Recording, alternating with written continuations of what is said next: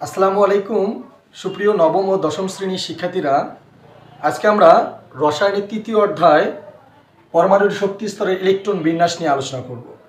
আর এই ইলেকট্রন বিন্যাস করতে গেলে তোমাদেরকে সবাই 2n² সূত্র জানতে হবে। প্রথম সূত্র হচ্ছে 2n²। এই 2n² সূত্র দ্বারা আমরা কোন শেলে কয়টি করে ইলেকট্রন থাকে সেটা বের করতে পারবো।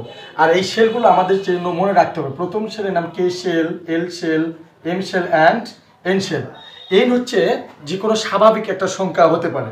তাহলে এন সমান আমরা ধরতে পারি 1 2 3 4 ডট ডট ডট। যদি প্রথম স্তরে আমরা ইলেকট্রন সংখ্যা বের করতে যাই, তাহলে আমরা অতএব এন এর মান আমরা 1 ধরতে পারি। এন এর মান যদি 1 হয়, আমাদের কিন্তু মূল সূত্র আছে 2n²। এই 2n² দ্বারা আমরা জানি 2nটা আসলে কী অবস্থা আছে, গুণন অবস্থা আছে। তাহলে এন এর মান আমরা কত ধরবো, স্বাভাবিক সংখ্যা 1 ধরছি, তার উপরে কী আছে, স্কোয়ার আছে। তো 2 গুণন 1-এর উপর স্কোয়ার দিলে 1 হবে, আমরা সবাই জানি, কারণ যার উপর যত পাওয়ার থাকবে সে ততবারে গুণন হবে। তাহলে 1 অক্ষে 1, 2 অক্ষে 2। তার মানে আমরা প্রথম শেলে ইলেকট্রন সংখ্যা বের করতে পারলাম 2টা।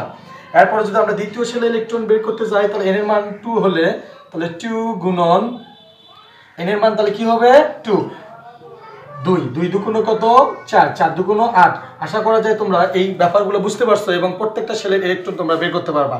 এরপর যদি আমরা এন এর মান 3 ধরি, তাহলে 2 গুণন এন এর জায়গায় কত হবে 3, তার উপর স্কোয়ার। তাহলে 3 3-কে 9, 9 দুগুণ কি 18।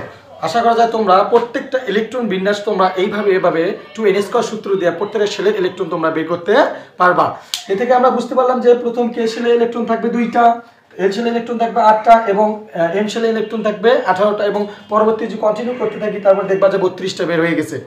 সুতরাং এই ইলেকট্রন বিন্যাস, যেমন আমরা যদি একটা ইলেকট্রন বিন্যাস করি, ধরেন সোডিয়াম কত 11, সোডিয়ামের পারমাণবিক সংখ্যা কত 11। তাহলে এই সোডিয়ামের ইলেকট্রন বিন্যাস করতে গেলে আমরা প্রথমে কি বলছিলাম, প্রথম ইলেকট্রন কয়টা থাকে 2টা।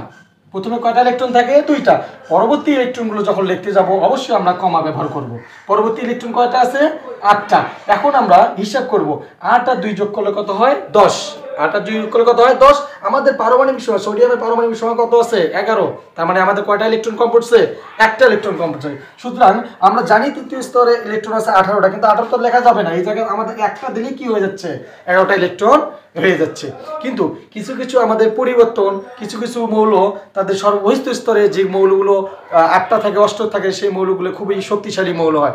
সুতরাং আমরা যদি একটু চেঞ্জিংগুলো আস্তে আস্তে করব, যদি পটাশিয়ামের করি, পটাশিয়াম কত পারমাণবিক সংখ্যা কত 19। তাহলে প্রথমে কয়টা ইলেকট্রন থাকবে 2টা, তারপরে কয়টা থাকবে 8টা, তারপরে কয়টা থাকবে 18টা থাকার কথা, কিন্তু না, এই জায়গাতে আমরা কি করব অষ্টক পূরণ করে দেবো। কি পূরণ করে দেবো অষ্টক। তার মানে দেখো তো তোমরা দেখো 8 আর 2 10 যোগ করলে 8 আর 2 যোগ করলে 10 এবং 8 যোগ করলে কত 18। তার মানে আমাদের ইলেকট্রন কয়টা আছে একটা 19টা। কিন্তু তোমরা অবশ্যই অনেকে ভাববা যে এই ইলেকট্রন বিন্যাসটা 2 8 এবং এই জায়গায় 9 দিতে পারো।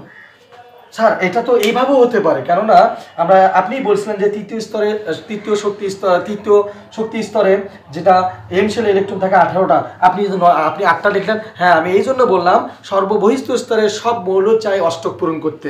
যে সব মৌল অষ্টক পূরণ করবে সেই সব মৌল শক্তিশালী হবে, সেই সব মৌল নিষ্ক্রিয় হবে, সেই সব মৌল 18 নং গ্রুপের মতো আচরণ করবে। সুতরাং এইভাবে আমরা প্রত্যেকটা ইলেকট্রন বিন্যাস করতে পারি।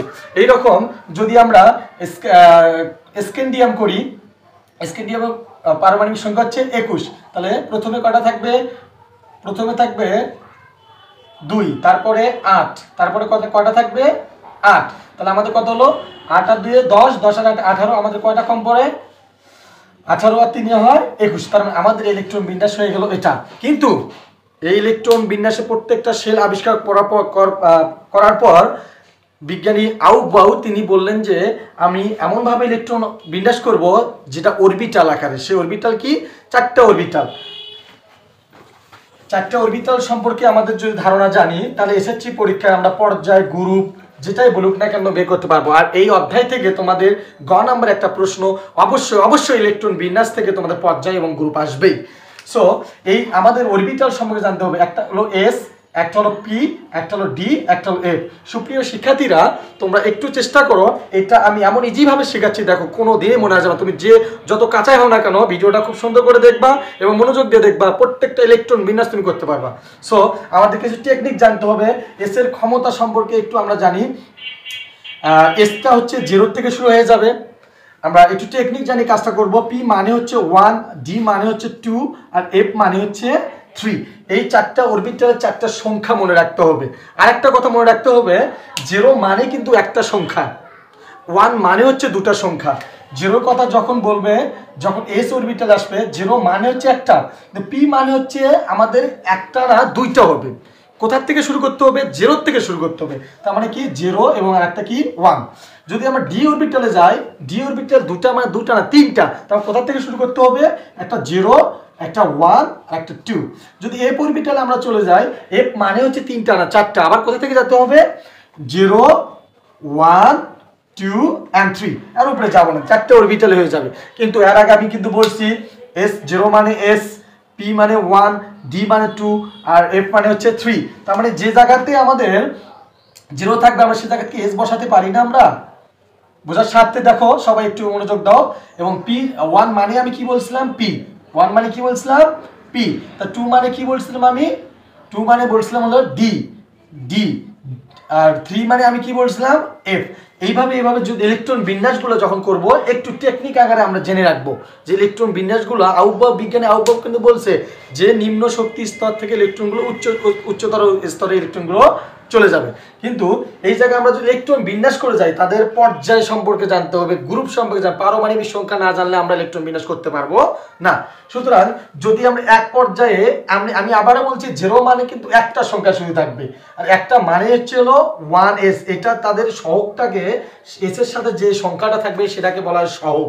আর এই সহগটা হচ্ছে একটা মাত্র ইলেকট্রন শুধু থাকবে, সেটা হচ্ছে এস অরবিটাল শুধু থাকবে। আর দুইটা মানে দুইটা আছে, এই জায়গায় 2 মানে আমাদের দুইটা আছে, এই জায়গায় দুইটা অরবিটাল মানে দ্বিতীয় পর্যায়ে গেলে প্রত্যেকটার সাথে আমাদের 2 থাকবে, প্রত্যেকটার সাথে 2 থাকবে। 2 মানে কি বলছিলাম একটু আগে আমি বললাম না, 2 মানে 0 আর পি। তা 0 মানে তো এই জায়গার জন্য মনে মনে তুমি 0 ভাবো, আর এই জায়গায় যদি তুমি পি ভাবো, তাহলে আমাদের যদি এই জায়গাতে আমি 1 ভাবি, সরি 2 জায়গায় যদি আমরা 0 ভাবি, 2 জায়গায় যদি 1 ভাবি, কারণ আমি দুটো অরবিটাল লিখছি, একটু মনোযোগ দাও। 0 মানে আমি কি বলছি? 0 মানে এস আর পি মানে 1। আমি এই জায়গায় আবার ওটাই আবার ফলো করতেছি। দেখো 2 মানে আমরা 2 দ্বিতীয় নং গ্রুপের যখন পর্যায়ে আসছি, আমরা পর্যায়ে মানে সহগগুলোতে আসছি, দুইটা পর্যায়ে কিন্তু দুইটা ইলেকট্রন, দুইটা অরবিটালে বেশি থাকবে না, একটা হচ্ছে এস, একটা কি পি। তাহলে এস আমরা 0 লিখছিলাম আমি, আর একটা কি লিখছিলাম? পি। তো 0 মানে কি?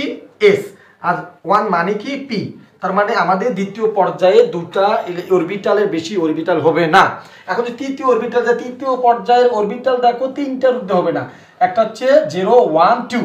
তা তৃতীয় পর্যায়ে তিনটা তো তার সহগ থাকতে হবে, তিনটা লিখলাম আমি। প্রথমেরটা কি ছিল? 0, তারপরটা কি ছিল? 1, তারপরটা কি ছিল? 2 ছিল এই জায়গায়। তাহলে আমি একটু কাজ করি। 0 মানে আমি কি বলছিলাম? এস। 1 মানে আমি কি বলছিলাম? পি। আবার 2 মানে আমি কি বলছিলাম? ডি। তার মানে তৃতীয় পর্যায়ের ইলেকট্রন অরবিটাল সংখ্যা আমার তিনটা, দেখো S P D, S P D. এবং পর্যায় যতগুলো থাকবে ততগুলো পর্যায় একই রকম থাকবে, যেমন তাদের 3s 3p 3d। আমি আগে বলছিলাম 0, 1, 2, 2 মানে হচ্ছে ডি। আমরা যদি এখন 4 নম্বর পর্যায়ে যাই, তো 4 নম্বর পর্যায়ে অরবিটাল সংখ্যা কিন্তু 4টা। কি? আমি চারটা লিখবো, চারটা যেহেতু অরবিটাল 4 নম্বর পর্যায়ে 4টা লিখবো। তারপরে ছিল 0, তারপরে এস। এটা যদি বুঝে থাকো তোমরা, এটাও মোটামুটি ইনশাআল্লাহ তোমরা বুঝতে পারবা। তো এস, এটার নাম কি? পি, এটার নাম কি? ডি। তো আমরা 0, এস, পি, ডি। এখন আমরা একটু 0 মানে সংখ্যাগুলো বসাই। সরি 0, 1, 2, 3। তাহলে আমি আগে কিন্তু বলছিলাম 0 মানে কিন্তু এস, তাহলে আমি এস বসালাম। দেখো তো 1 মানে কি? 1টা মিশালাম, 1 মানে কি? পি। এবং 2 মানে কি? আমরা 2 মানে আমি বলছিলাম কি? ডি। এবং 3 মানে কি? এফ। এই 4টা অরবিটালের উপরে আর কোনো অরবিটাল নাই। এখন যদি তুমি অরবিটাল কন্টিনিউ করতেই থাকো, তাহলে তোমার এই 4টা অরবিটাল যা 5s 5p 5d 5f 6s 6g 6f এইরকম করে প্রত্যেক কন্টিনিউ চলতে থাকবে।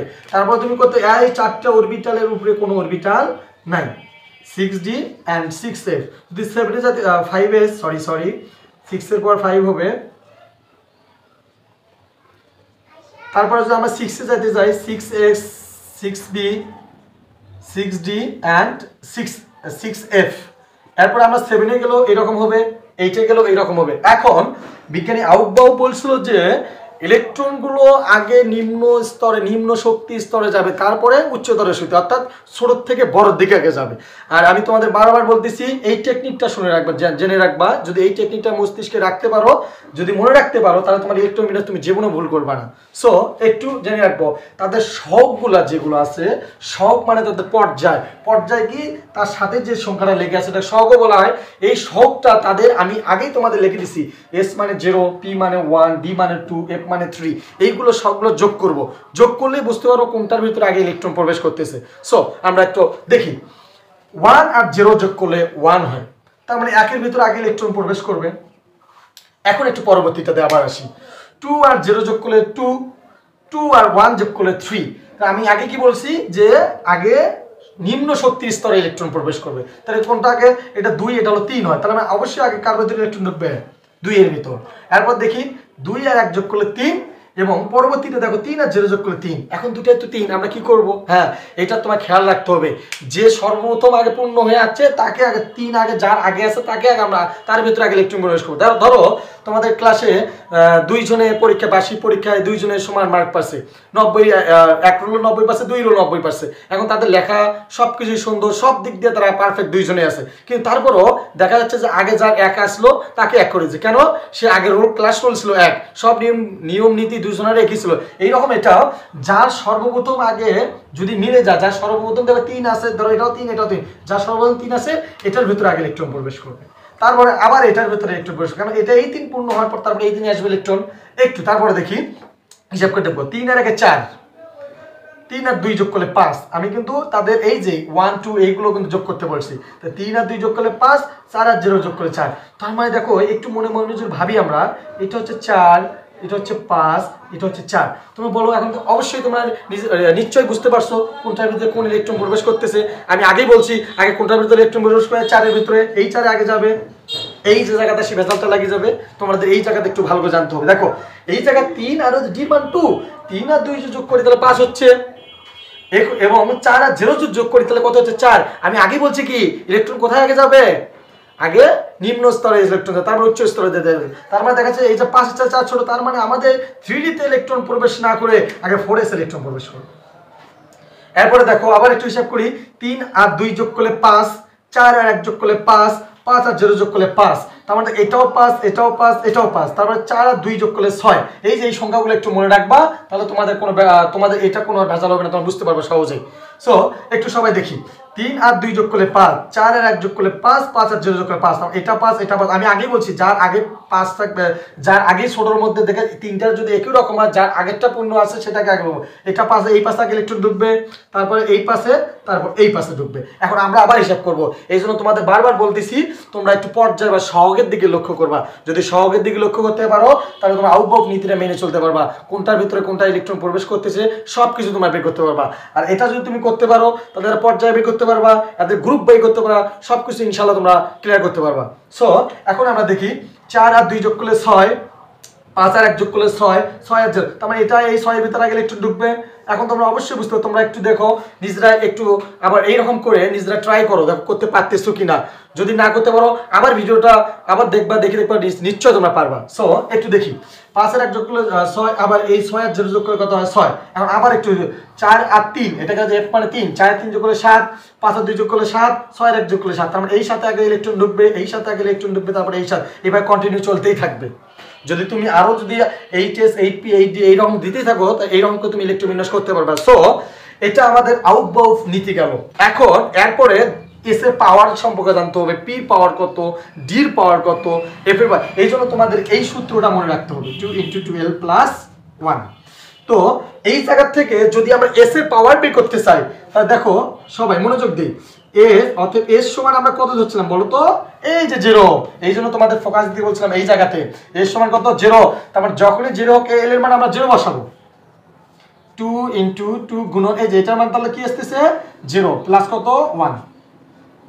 0 দ্বারা যাকে গুণ করো না কেন কি হবে? 0 + 1 2, তাহলে 0 আর এই 2টা কি অবস্থা আছে? গুণন 2 আর 0 আর 1 যোগ করলে কত হয়? 1। তাহলে 2 অক্ষে 2, তার মানে আমরা এস এর পাওয়ার জানলাম 2। এইভাবে আমরা পি পাওয়ার বের করব। যদি পি সমান আমরা কত ধরছিলাম বলো তো 1, হ্যাঁ তো 2 ইন্টু 2 গুণন 1 প্লাস কি 1, তাহলে একটু করি আমরা 2 অক্ষে 2 যোগ কত 1, 2 আর একে 3, 3 দুগুণ কত 6, তাহলে পি সর্বোচ্চ পাওয়ার কত 6, অর্থাৎ এ থেকে বোঝা গেল যে এস 2টা ইলেকট্রনের বেশি নিতে পারবে না, পি 6টা ইলেকট্রনের বেশি নিতে পারবে না। এরপর আমরা এইভাবে আমরা ডি এর মান বের করব। ডি সমান কত হচ্ছিলাম 2,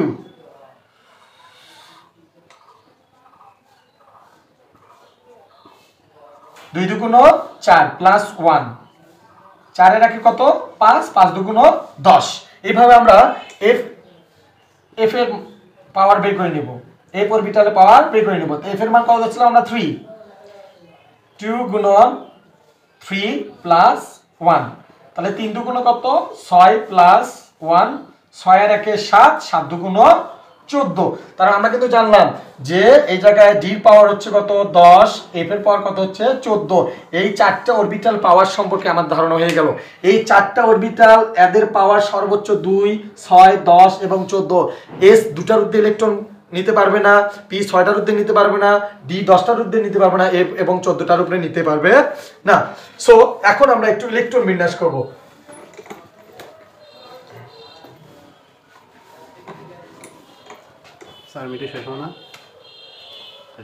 সো এখন আমরা ধরি সোডিয়ামের ইলেকট্রন বিন্যাস করব। সোডিয়ামের পারমাণবিক সংখ্যা কত 11। এর আগে কিন্তু আমরা 2n স্কোয়ার দিয়ে করছি, এটাকেও 2n স্কোয়ার দিয়ে ভাগ করতে পারবো। নিতে একটু দেখি আমরা প্রথমে ইলেকট্রন কি বলছিলাম, একটু আমরা ছকের ভিতরে দিলাম। প্রথমে ছিল 1s, প্রথমে কি ছিল 1s। সো 1s, এস এর পাওয়ার কত একটু আগে বের করলাম 2, এটা 2 এই জায়গা 11 এর উপর ডিপেন্ড করে এগুলো সংখ্যাগুলো বাড়তে থাকবো। পরবর্তী অরবিটাল কি ছিল এস এবং পি, তার মানে দ্বিতীয় পর্যায়ে দুইটা ছিল 2s এবং কি 2p। এস এর ক্ষমতা কত 2, পি এর ক্ষমতা কত বাই করছি 6। এখন একটু হিসাব করি, 2 আর 2 যোগ করলে 4, 4 আর 6 যোগ করলে 10, আর কয়টা ইলেকট্রন থাকে একটা ইলেকট্রন থাকে, তার মানে 3s1। এখন আমাদের দেখো 2, 2, 4 আর 6 10, 10 আর 11, তাহলে সোডিয়ামের ইলেকট্রন বিন্যাস কিন্তু 11 আমরা জানি, পারমাণবিক সংখ্যা 11 এবং ইলেকট্রন বিন্যাস হয়ে গেল। আর এই জায়গাতে একটা কথা মনে রাখবা, যদি এসে যদি ইলেকট্রন কোনো ইলেকট্রন আগে এসে প্রবেশ করে, তাহলে আগে প্রথমে যদি এসে এসে যদি ইলেকট্রন শেষ হয়, এস এ যদি ইলেকট্রন শেষ হয় সেটাই গ্রুপ,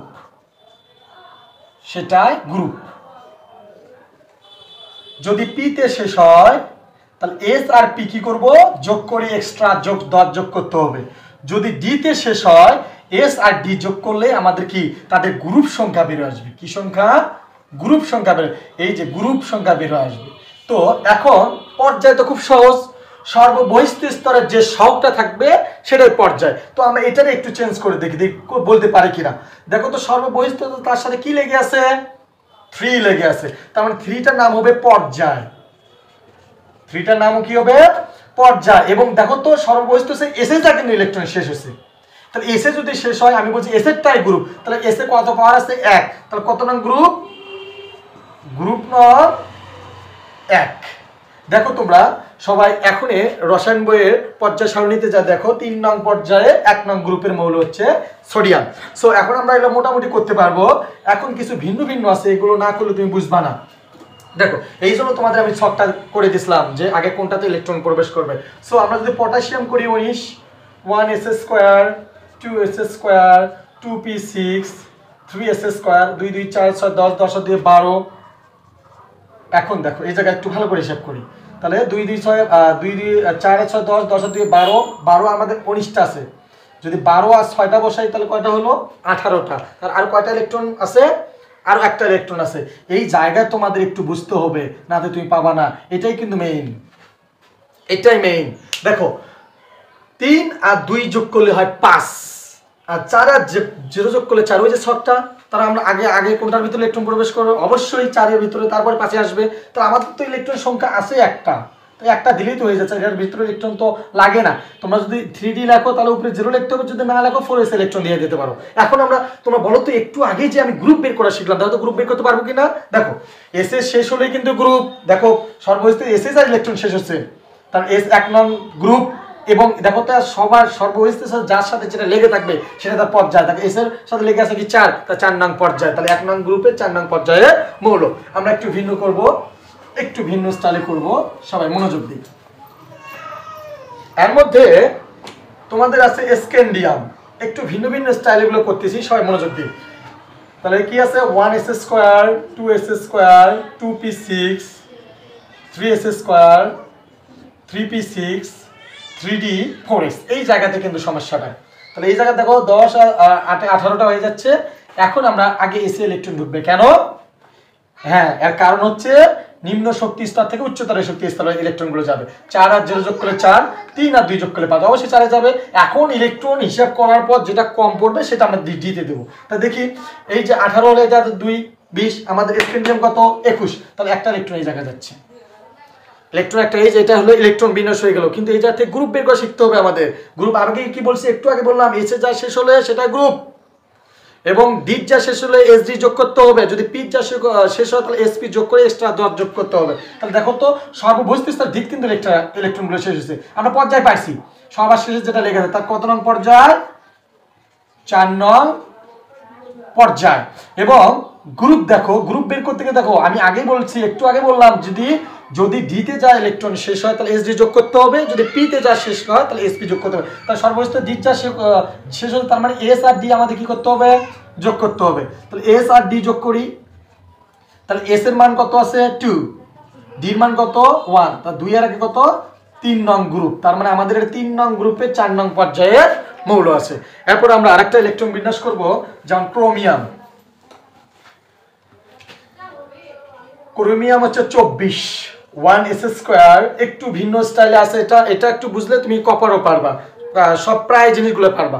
তাহলে 1s square, 2s square, 2p6, 3s square, 3p6, 3d তে আগে ইলেকট্রন যাবে না, 4s আগে যাবে। তাহলে এই পর্যন্ত 18 আর 2 কত 20, আমাদের ইলেকট্রন কটা 4, কিন্তু এটা ইলেকট্রন বিন্যাস হবে না।